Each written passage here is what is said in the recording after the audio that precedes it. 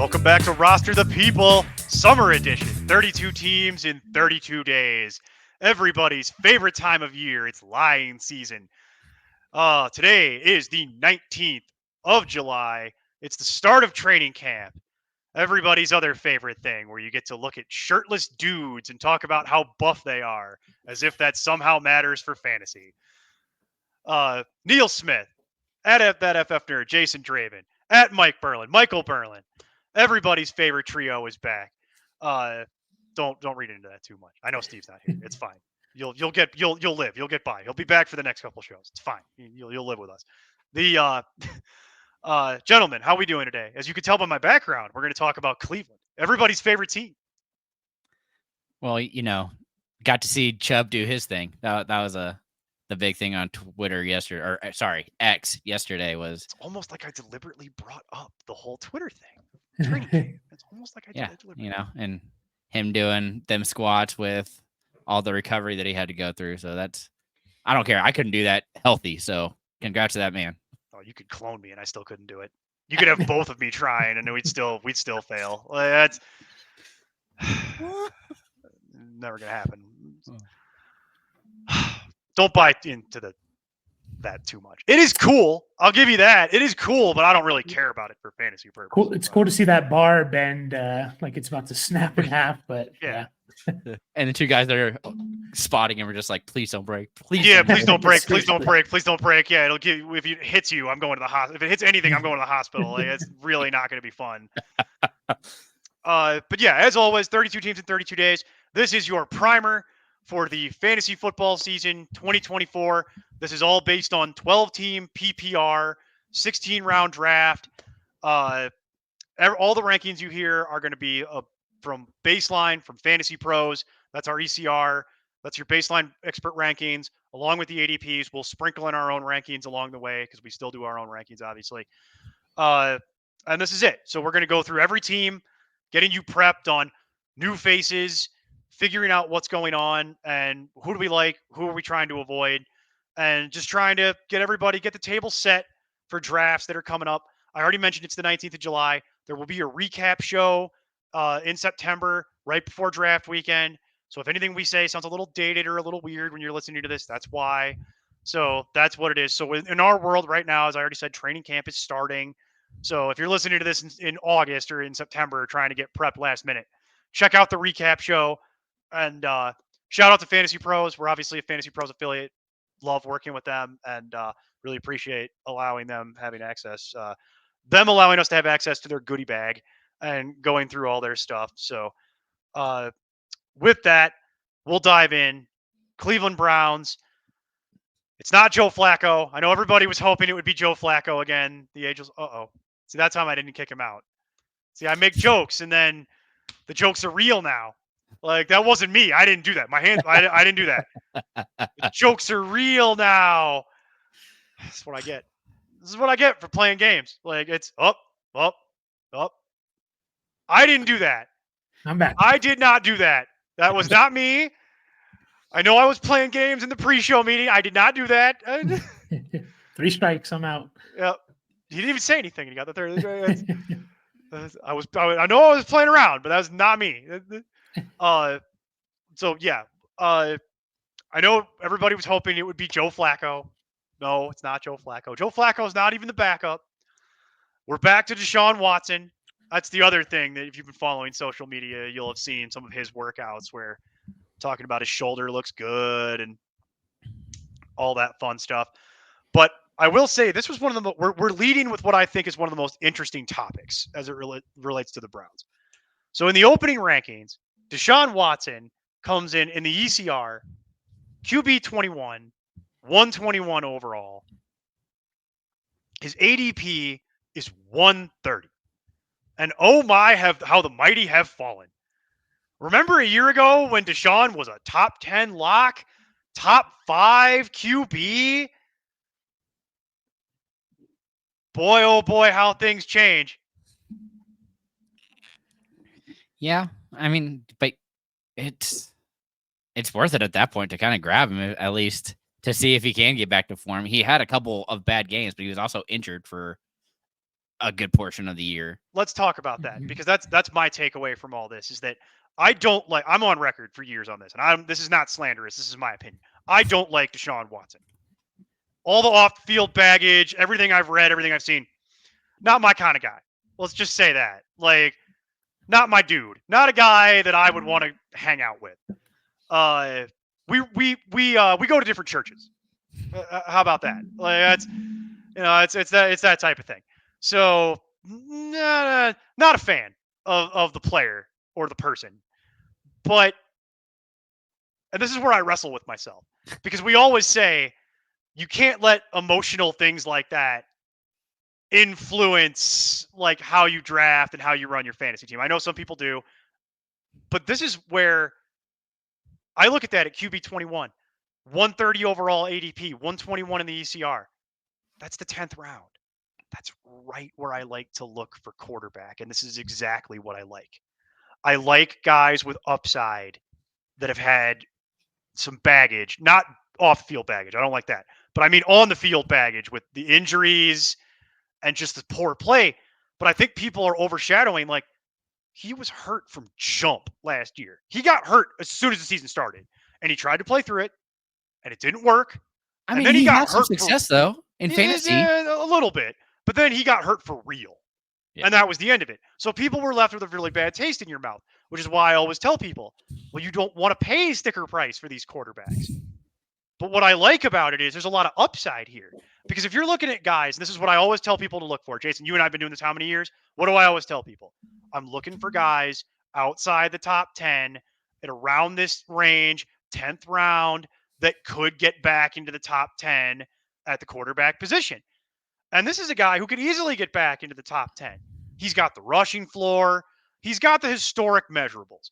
And then he has the weapons. He has some of the weapons. I could also make the argument that if the stars aligned and everything broke his way, I could see him getting into the top 5 because he actually has the rushing floor. Now he would be 5. And again, I want to be very clear about if the stars aligned and everything broke his way. But here's the nice thing. I'm not paying for any of that.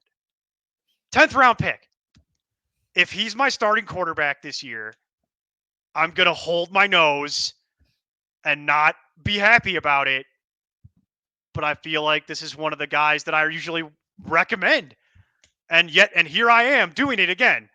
This is a system, Jason. You know this system is tried and true. It's a tried and true system at this point. I've been playing fantasy football for 19 years. I've been an analyst for 8. This is a system. It works. There's value to be had here.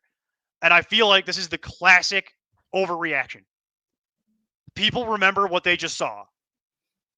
And it's very easy to just jump on the hater train and drink that haterade, get it all up in there. Am I insane? Someone tell me, am I insane? Where am I? Am I crazy? Because this is looking very attractive. You're not insane, because I'm kind of there with you as well. We talked about the rushing floor. He's averaged 30 yards on the ground in his career, 23, almost 24 last year. You take out that, if you look at his game log on Fantasy Pros, week 7, he actually had negative fantasy points because he threw an interception and got hurt. You take that out, he actually is closer to top 12 per game, around 18 points. My only concern is with that shoulder injury. And is he healthy? Is it going to affect how he can throw the ball? And is it going to affect if he runs or not? Is he going to stop running as much because he got that shoulder injury? And there's a chance, he runs at least a little bit less. So I do want to kind of double tap the quarterback. Definitely. Have a plan B. Mm-hmm. Absolutely have a plan B with this, but isn't the risk baked in at QB 21? It is. It absolutely is. Yeah. If you say QB 21 and we said round 10, you could probably wait. I mean, how many people? That's almost the entire league has a backup quarterback at that point. You're talking about your 3 teams would still be looking for a backup quarterback. Yeah, so you could probably get. And a lot of teams won't even take a backup quarterback. Exactly the way it should be. Yeah. Well, when you can stream. If you're doing what I don't recommend and paying up for a Mahomes or something, yeah, I mean, I can totally justify not taking a backup there. Mm-hmm. You're putting all your eggs in one basket. But general rule of thumb: the longer you wait on quarterback, the earlier you should take your backup. Which is why we usually recommend the double tap of like previous stacks include Kirk Cousins and Jared Goff. Like things like that, where it's like you can get both of those things at very reasonable values. Not recently, but I'm talking that's a couple years old. But if we wanted to go back to last year, I mean, if we're looking for this year, my guess is that Daniel Jones is probably going to be pretty widely available. no, Daniel Jones is free. You can just have that. Correct. So, I mean, you can interested. pick that up. He plays the Vikings of his first week. You could stream Daniel Jones if you wanted to. My concern about Daniel Jones is how are they going to run the ball? The only time Daniel Jones, I don't want to. This is not the Giants. We're not doing the Giants today. We're going to do we'll do the Giants when we get to the Giants. So I think we all weirdly agree. As much as I don't love it, Deshaun is a huge value here. And this is somebody I will absolutely be recommending targeting. And by the way, here's the other fun thing. If he does get hurt, you know who rides into the equation? Famous Jameis Winston. I love it. I absolutely love it. Because if I flame out on Deshaun Watson and he gets hurt, I'll just go roster Jameis. That's what we'll do. He's a younger Flacco. I mean, look at what Flacco was doing last year, throwing interceptions and a bunch of touchdowns and yards. So, and then they probably bring Flacco back. It's like they just sign him too. So it's like I am fine with riding Watson. He fails. We pivot to we pick up Winston off waivers because you're not rostering Winston. You pick up Winston off waivers and we just roll on with our lives. It's fine. I don't see why people are so scared. I feel like people are overreacting. They're scared. If you want to be scared about something, let's talk about something to be scared about. Nick Chubb. Nick Chubb. This is a good one. See, this is where this is an interesting one. So 3 guys matter in the Browns running back room, and I can see why they did what they did. It makes sense. So Nick Chubb, they still have Jerome Ford. Fantasy darling from last year. Very, in limited sample, very interesting fantasy option with Jerome Ford. But they went out and they signed Donta Foreman. And I will say, as a real football move, love it. Didn't have to pay him much. And Donta Foreman is one of those guys that, like, you want on your football team. He can carry, and he's good in limited work. And he's proven that throughout his time in the league. Like, he's never going to be your bell cow. But, man, he could play forever just coming in and doing this exact job where it's like break glass in case of emergency, just Donta Foreman. There we go. All right, what's what we're going to do. So, obviously, Nick Chubb, we talked about it. Brutal injuries last year. Just totally, the knee is done. He seems to be on the mend, but people are scared because Nick Chubb's got a lot of tread on the tires. He's been in the league for a long time. So, opening ranking for Nick Chubb. RB 36 translates to 116 overall. So you're talking about a 9th round pick. That's a pretty big discount for a guy that's been a perennial top 10 running back for a long time. His ADP is 103, which makes sense to me. The public's a little more bullish on it because it says Chubb on the jersey. Jerome Ford, RB 38, 124 overall. So what that tells you is the experts, they don't know. The experts are hedging. We genuinely as a community don't really know. And I think this will be one of the ones you'll have to watch as we get closer to like training camp wrapping up, preseason, where are we at? So if I'm drafting in July, I don't know what I want to do with this. We're going to have to wait and see a little bit. But the ADP on Jerome Ford is 119. That makes sense. And Donta Foreman does not. He has a ranking, but it's not relevant because he's outside of draftable range, and there is no relevant ADP for Donta Foreman. You don't need to roster Donta Foreman in your draft. You're just waiting. It's something you should know about, though, because I guarantee you that you two gentlemen will be discussing Donta Foreman at some point on the waiver show. I guarantee it. That's going to happen. Like, I know we shouldn't use the G guarantee word, but if anything happens to one of those other 2 guys, that's going to be a big fab acquisition target in Donta Foreman. How do you gentlemen feel about the Nick Chubb, Jerome Ford split? What's your immediate July reading of this? Mine is that it's July, and this is one that's definitely going to change. Like, if Nick Chubb's out there, training camp, he's healthy, he's not put on PUP, he's going to go up. Jerome Ford, maybe stays around the same. If he's not there, Jerome Ford's going to go up. Deontay Foreman's probably going to be, draft. He's going to be at the end of the draft. So it just feels like it's talking about this on July 19th. We really can't give great advice except for like, I'm completely afraid of Chubb and taking him with that knee injury. And again, In I the don't think he's going to be round, ready. you're afraid? It's still afraid. Like I don't want it. I don't want it. I think he's going to be put on pup. Again, we'll see about that. But Ninth round, you're I scared. am. I don't want. He had a major. Boy. It was one of those injuries where it's like, oh, it's not. I hope he can play football. Oh, I hope he doesn't lose his leg type of injury. Like it wasn't just like an ACL. So I'm just out on Chubb and even the front, because it's not just you're drafting him 9th round. You're probably going to be starting him the first couple. Oh, it's Chubb. I got to start him. Put him in and all this. Like it's Nick Chubb, and then you get crappy performances for the first 3 weeks and stuff. So. I like Nick Chubb or Xavier Worthy. PPR. I'll take Worthy. Nick Chubb or Brock Bowers. Okay, I'll go Chubb there. Yeah. Nick Chubb or Tajay Spears. It's the same guy. Yeah, that's why I'm doing it. Jeez. It's almost like I'm deliberately giving you hard ones. I'm gonna go PPR? Yeah, it's all PPR, buddy. It's we already. I'm gonna go Chubb. I agree. It's close, man. I don't know. Nick Chubb or Brian Robinson. Oh, Chubb there. Yeah, it's Chubb. Nick Chubb or JSN. JSN. I agree with that too. Actually, I like the JSN. Okay. Yeah. Okay. My point is, that's the area. Nick Chubb or Cortland Sutton. Chubb. It's Chubb. You see my point? Is that Chubb. like by the time we get to the 9th round, things stand out. I'm willing to. I guess how I'm approaching it is, if he's healthy, I don't think he's going to go 9th round. I think he's going to go a couple rounds earlier, and then I'm definitely right. out. And if he's not healthy, he's going to be a bargain potentially. Okay, he's 12th, 13th. All right, yeah, I can take a shot. By the time we get to there, Mhm. if he would be on a team I'm drafting, more than likely my 4th running back. Yeah. So what's the realistic thing where I'm feeling that actual compulsion to start him that you're talking about, where I'm like, over who? like that's the thing that I'm willing to like stash it and see if it hits. Especially if I find out that he's not playing at the beginning of the season for various reasons. Because it's like, ooh, lovely. We'll put you in my IR slot. We'll wrap you in bubble wrap. And then we'll unwrap this gift to ourselves sometime around week 7. Yeah. Like when one of my other running backs invariably has gotten hurt. So that's where I'm at. But I do agree with you, Mike, the general supposition. If he starts creeping up, that's where I agree. Like, okay, because we start playing that name game 6th round. No. There's other things I like way more there that we're not playing this stupid game.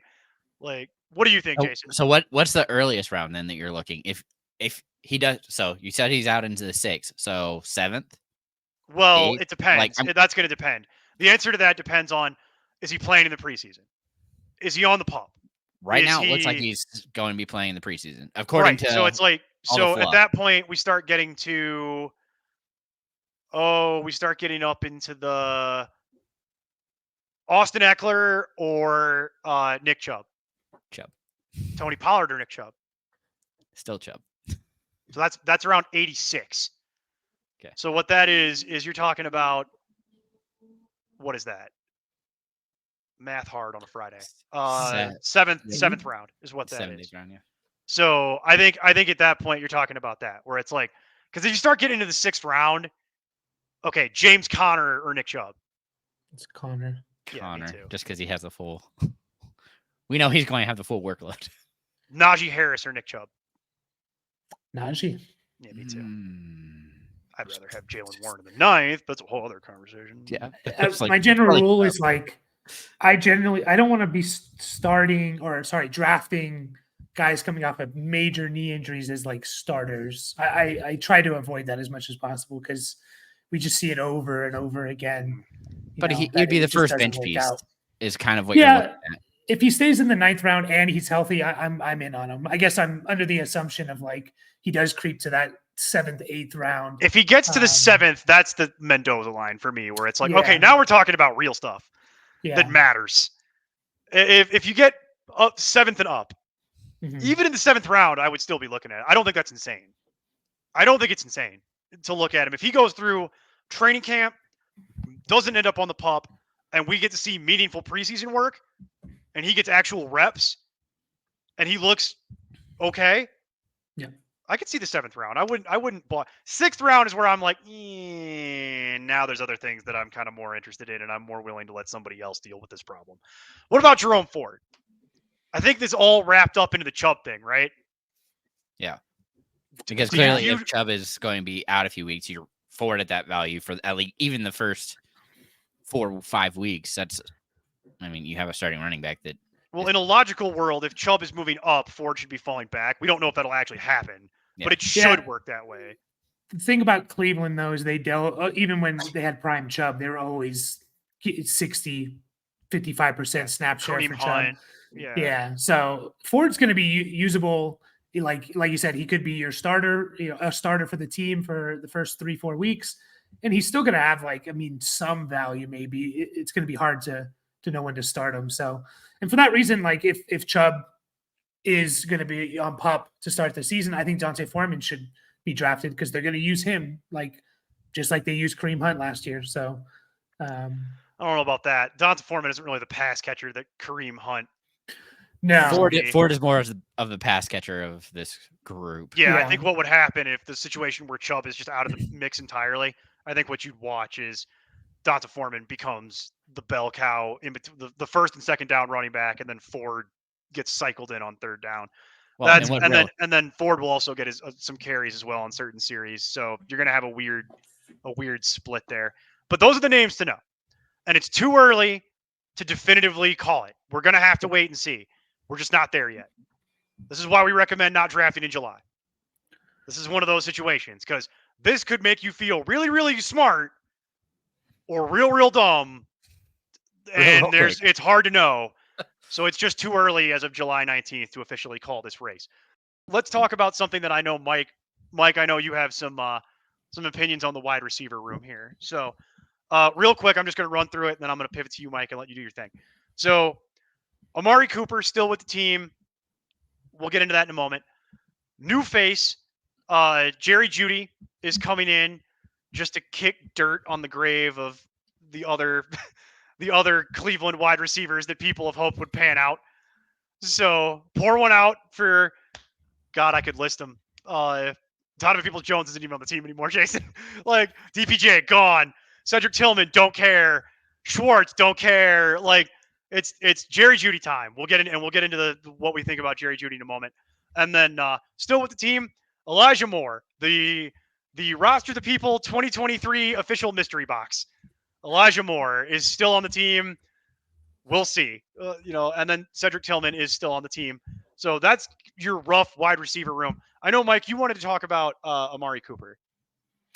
Yeah, just you look at the numbers and the overall season, and you see, I think he was like wide receiver 20 or right around there, kind of where he's been the last couple of years, Cooper. But then you actually start looking at wide receiver 18, 15.1 points. You actually start looking at like his splits when he had a composite quarterback in either Deshaun Watson or Joe Flacco. And he was actually really, really good. He averaged almost 20 points a game in PPR, which again would be like right at wide receiver 5 or 6, wide receiver 6. So now it was only 9 games and he did have a 50-point game. So we do have to keep that in mind. It's a little inflated there. But 50-point game definitely skews it. It does. But I'm even not if he projecting him for a 50-point game again. I will tell you that's not part of my numbers. Definitely not. I mean, even if you cut that in it's half, part of Jason's numbers because Jason's numbers are written in crayon. If you cut that in half and you get 25, that's still like a really good game, right? But it's just when he had that competent quarterback, he was really damn good last year. And I know people were worried about Deshaun Watson, and I kind of went back and looked at all the games that they both played together over the last 2 seasons, 11 games. And basically, the 17-game pace came out to 120 targets, 77 catches, 1,300 yards, and 6 touchdowns, which 14.3 points per game puts him right around wide receiver 20. So I just think, like, at worst, I'd be very surprised if he's not a top 24 receiver. And that's with Deshaun Watson playing like crap. Like, what if you buy into just Deshaun Watson a little bit, right? If you think he can get a slightly back towards his 2020 season, Cooper could be a really good value. So I just, in this range, he's going as wide receiver 24. I was gonna say, hold on to that thought because you started it, and I'll rattle that off. So Yeah. he's opening in the ECR as the wide receiver 24, which translates to 42 overall, and his ADP is 46. Mhm. So with that in mind, keep going with the thought that you were having around like the idea that even with Watson playing like crap, Yeah. does it not feel like the risk is baked in? Yeah. Yeah. And so I think you're getting him like at worst what he's going to be. And I think he has a very good shot at being top 15. And he's kind of that build of wide receiver I like as like potentially as my third wide receiver, which we're talking around 4 here potentially. So, that kind of a little bit of a boom bust player. He's a little bit more consistent than that, but he can have those 50-point, not 50-point, but he can have those huge games, right? So, and I like that for my wide receiver 3. I want them to go off for 30 points. So I just think I'm kind of all in on Cooper where he's going. And I think we're just getting him at like his absolute worst if he's healthy. Are you worried about him turning 30? No, 30, no. There's been plenty of receivers that put up good seasons at the age of 30. Once you start getting like 31, 32, okay, but I'm not worried about age 30. Yeah, Young 30, by the way. As a wide receiver, you're not getting as big a hits as you are at running back. I mean, you are still getting hits, but it's just he doesn't do kick returns. He's really just a wide receiver, and they will never allow him to go anywhere near special teams. Correct. It's not happening. But again, it's just one of those things that other players are like. For example, I bet you Elijah Moore this year. Oh, 100%. Elijah is going to be on special teams. He's going to be playing special teams 100%. By the way, as an aside, just because before I forget, if you play in a league that does kick and punt return yardage and points for that, Elijah Moore. 100% I want Elijah Moore. That's my God. Like yeah. Sorry, continue. Before I forget that, we got to get that into the universe, though, because for the 2 people that will find that helpful, it's really helpful.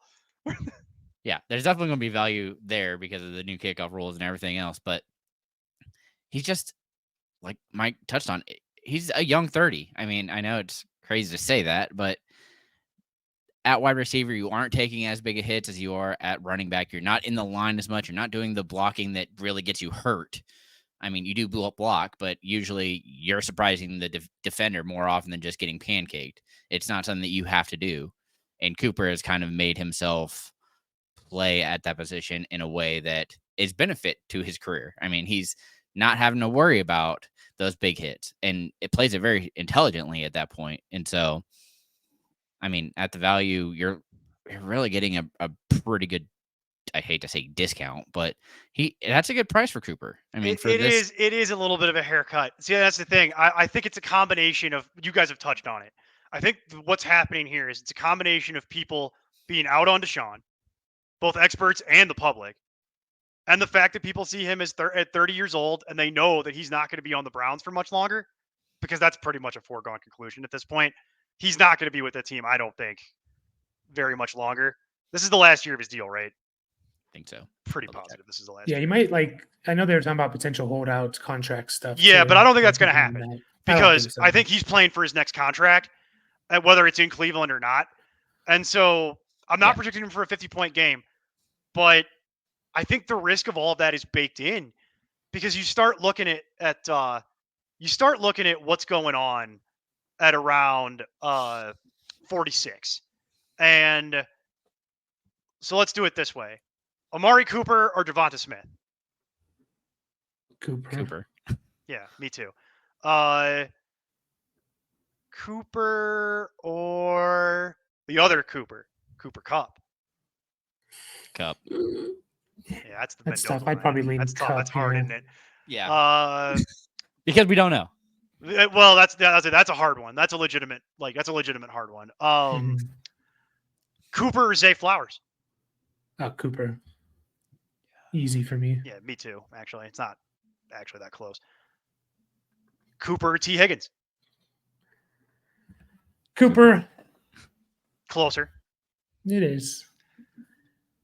Cooper or George Pickens? Ooh, that's a tough one. I think I I'll have lean back. So I don't like. I'm not as bullish on Pickens as other people are. So neither am I, but I'm starting to think maybe I should be a little bit higher. I'd lean Cooper, but it's tough. Okay, and then last one, Cooper or DK Metcalf? Cooper. Yeah, that's tough too. Yeah, I'll lean Cooper. I like Metcalf this year too. I got Metcalf to each on other. that one. I'm going Metcalf. Yeah, I lean Metcalf on that, fair, but fair. that's an age. That is an age thing. Mhm. So that's he's 3 years younger. You know what I mean? So it's like I am going to go age on that one. But that being said, for what we've seen, I agree with Mike's general point, which is why are we talking about him being the back end of wide receiver 2? That's what you're describing, is that you're looking at Amari Cooper back end of wide receiver 2. Not sure I'm sold on that idea. I feel like you got some meat on that bone. So that's a good one. So I think we're doing a lot of agreeing here today, gentlemen. I'm not used to it. It's weird and scary to me. I haven't had to kick anybody out. Like it's been a weird day so far. So and I think the agreement train might actually continue because we're going to talk about Jerry Jeudy, and I'm going to try to keep this brief. So Jerry Jeudy, I'm not going to get into the whole like history of how Jerry Jeudy got here. But Magic. Yeah, he's here. He's no longer on the Broncos. Good for him. His opening ranking, wide receiver 59, opens at 142 overall. ADP is 136. Does anyone care? I think it's a good value for just taking a dart throw. I mean, he could, I don't think it happened, could take potential targets away from Njoku here. And so that's like the one kind of thing that I have boosting him up. And so, which I know you will find offensive. We'll get into that later. Well, you will. I'll be taking a nap by that point. I'll be having nap time. Okay. So a little bit of worry about that, but what about in his own right? What's your actual what's your gentleman's projection for Jeudy? 800 yards, more, less? I have a little more.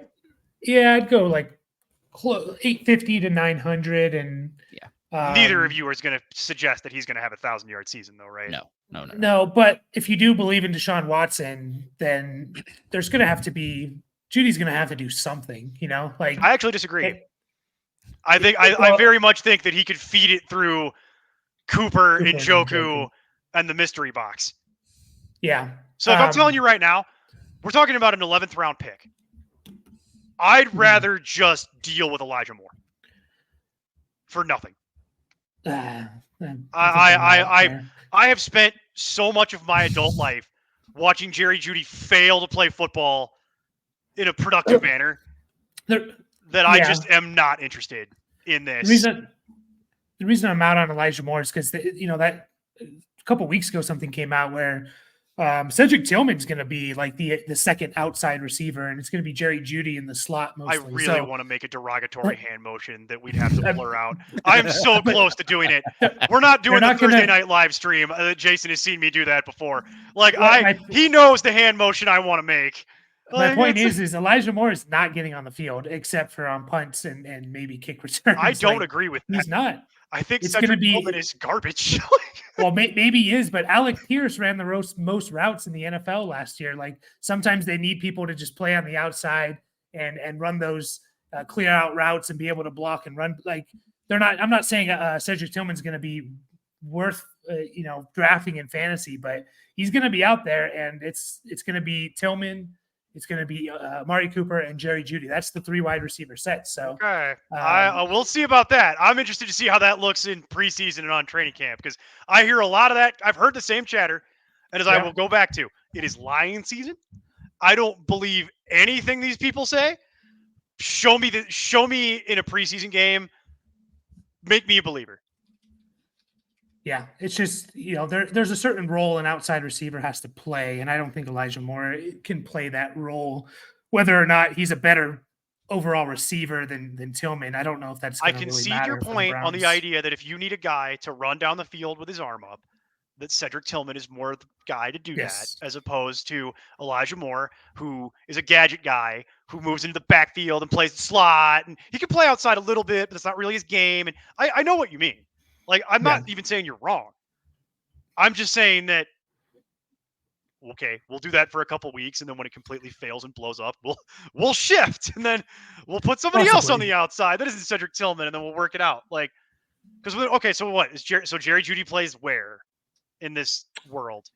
Sounds like he's going to play mostly in the slot, but I don't know if that means in 2 wide receiver sets he's off the field. That's my question, right? Like, yeah, because that's my thing. Is like, I think when the rubber meets the road, Jerry Jeudy moves outside. I think 2 wide receiver sets. I think he's still on the field, and I'm not that excited. I kind of agree with Jason. Like, it's late enough to where we've at least seen like a top 20 season for fantasy for Jerry Jeudy. How many years ago? What is it? 2022. So. He had like 900 yards and 8 touchdowns or something. So again, if you believe in Watson potentially getting close to what he was in 2020, where he led the league in passing, there's a chance that Jerry Jeudy is like a flex or a bye week kind of. I'm going back to my fun game, Mike. In the 11th round, you can have Jerry Jeudy at 136. They're going right next to each other. Jerry Jeudy or Mike Williams? Jeudy. Don't actually think you're wrong. Jason, I already know. I'm not looking at Jason. I have a feeling there was a derogatory like thing that happened there when I said Mike Williams. Here, let me move this off my. There we go. Now I can see Jason's face. All right. Couple picks later, Josh Palmer. Oh, Palmer. No, I'll take Palmer. Yeah, me too. Yeah, me too. How about Rashid Shaheed? You know I'm going Rashid Shaheed. Do I get punt return yards? I'll take like that's the differ right there. Second note for people, by the way, who play in kick and punt return. Rashid Shaheed. Rashid Shaheed, if I play in kick and punt return scoring leagues. Oh my God. Rashid Shaheed goes up 2 rounds using the Rashid Shaheed's literally like a 7th round pick. Like it's insane. Jeudy or Gabe Davis? I'll take Jeudy. All right, we'll go with Jason's other boyfriend. Jeudy or Brandon Cooks? Jeudy.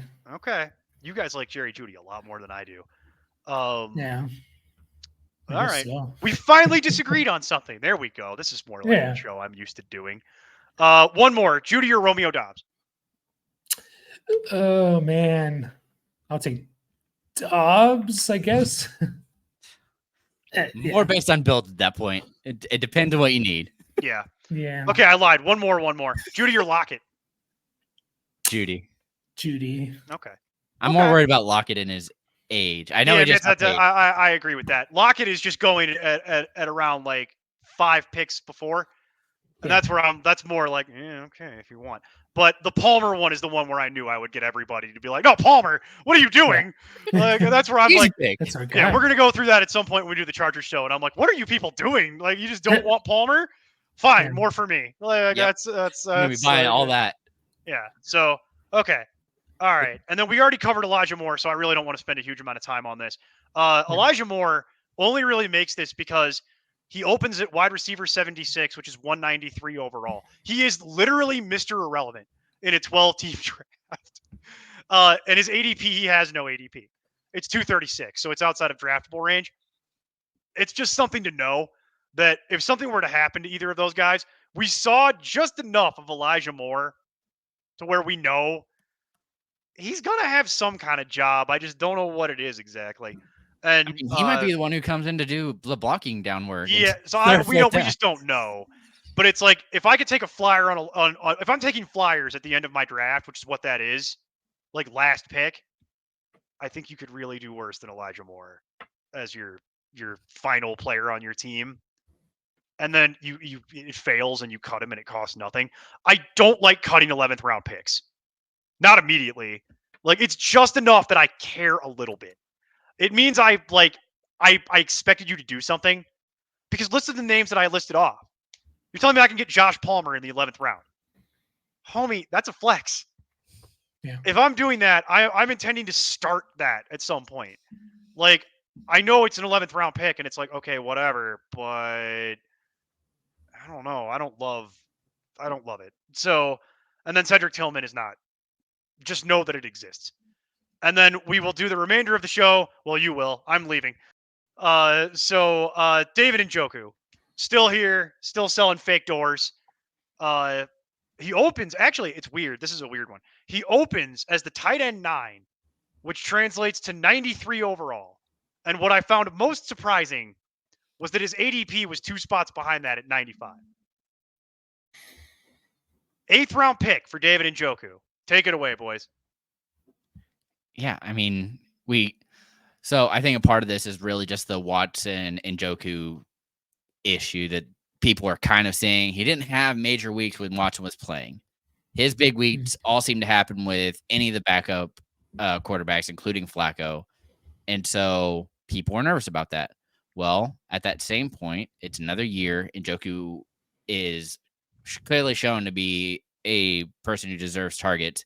And so as, I guess, Watson kind of was forced to watch him play, I think he's gained a lot more respect. And so seeing him at that price point, I mean, I'm probably going to end up with quite a bit of Njoku just because that's where you're looking. I mean, if you aren't taking a major tight end at this point, you're looking at your first quarterback or a tight end, and this is a good area for it.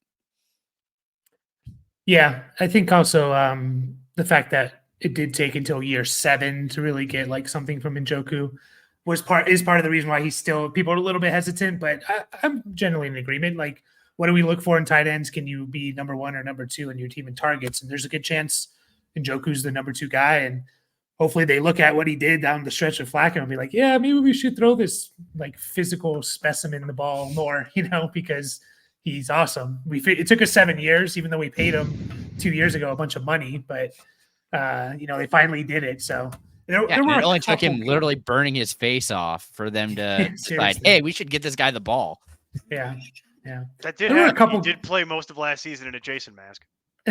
Yeah, there were a couple games with Watson before Watson was out for the year where it's like, okay, like 8-9 targets or something. So, we'll see. Even me, notoriously bitter and negative about tight ends, and correct, by the way, like objectively, statistically, and mathematically correct. Even I will tell you, I don't hate it because it's, Jason, you said it. By the time you get to there, you're 4 wide receivers and 3 running backs in, or 3, or the other reverse of that, 4 running backs, 3 wide receivers. If I was that way, I might be looking at wide receivers still because I'd want 4 and 4. But that's we're arguing semantics. By that point, you're in the Jake Ferguson, David Njoku neighborhood, where it's just late enough to where I'd start thinking about it. Because by that point, if you're going to wait past that, here's what awaits you past that. Gets murky. Well, 1 round later, really. 1 round later, you could go for Brock Bowers. I don't love it. 2 rounds later, you could get TJ Hawkinson. I would love it if he had some sort of quarterback. Or was healthy. Really a thing. Yeah. Also, 2 rounds later, you could have Dallas Goedert. Okay, I'm actually somewhat interested in that. Somewhat. Not loving it, but somewhat. 3 rounds later, you could have Dalton Schultz. Maybe. It's not really my thing. Also, 3 rounds later, you could have Pat Freiermuth. There's some warts on that. You know what I mean? Like, there's also 4 rounds later, you could have Cole Kmet. Okay, that's where we start. That's where we start. 4-round discount to get Cole Kmet. Okay. That's more my thing. Like, I'm willing to, but you know me, I'm willing to wait that long. I will literally wait till the 11th round and be like, Cole Kmet, come on down, buddy. Starting tight end.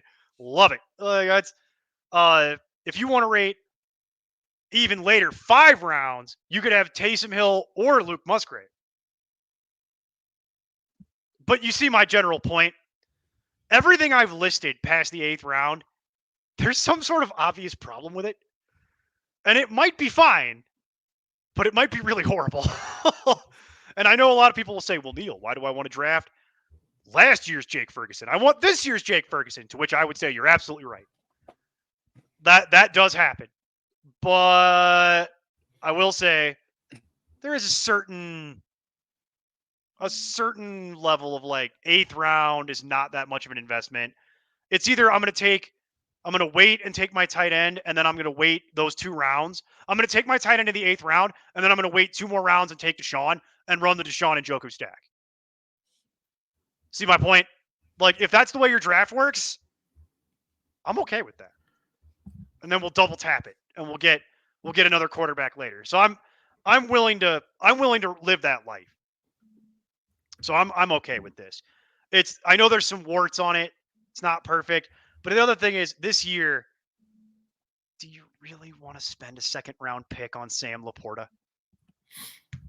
You want to spend a 2nd round pick on Travis Kelce? Maybe. That I might do, depending on who you are. There's a world that might happen. You want to spend a 2nd round pick on Trey McBride? Jason does. Maybe. Yeah, Jason does. I know that's Jason does. Expensive, but I work with this man. I know what he's going to thinking. Do you want to spend a 4th round pick on Mark Andrews? Debatable, right? That one, not really, but that one I could at least make the argument. It's not an argument I believe in, but I could make it for you. And then it's like Dalton Kincaid, Kyle Pitts, Evan Ingram. You see and then Kittle. It starts going off a cliff. We're going to get into the Kittle thing later in the offseason because I think the Kittle thing is interesting, but not for today. So, gentlemen, final thoughts on the Cleveland Browns. Is there anything that you guys want to cover? I think we all weirdly agree on a couple things. Deshaun's a value. Amari Cooper's a value. And Njoku's a value. Less of a value, but there is some meat there for you potentially. I'm maybe splitting hairs there, but that's kind of the summary of today. And then we're never going to agree on Jerry Jeudy. I'm too mad about it still. I'm never going to agree with you on this. And then I think we all agree on one other thing, which is the jury is still out on the running back room. Talk to me in late August, in early September. I'll have a proper opinion for you. Yep. Just about sums it up. Well, folks, I'll tell you what. Depending on how the order of these get loaded in the system, tomorrow in your world, in the listening audience, we're either on to Cincinnati or that will have been yesterday's show because nobody really understands how we're doing this. And if you've already seen Cincinnati and we've already been on to Cincinnati, then get ready for the Cowboys. How about them Cowboys? Get ready for the show that I'll probably have Steve do so he can just talk about CeeDee Lamb for 40 minutes and y'all can sit and nod politely. Because that's what happens if Steve runs the Cowboy show. And with that, Neil Smith, at that FF Nerd, at Mike Burland online. Hit us up on Discord. We're there answering questions. A lot of Dynasty questions happening right now. Although 'tis the season. The second wave of Dynasty drafts is going to be happening in about 2 weeks. So we're going through that. But until then, we will see you tomorrow and keep up the nonsense. I'm Tim Kitzrow from NBA Jam and NFL Blitz, and you can find all the guys at ImportantNonsense.com. Kaboom!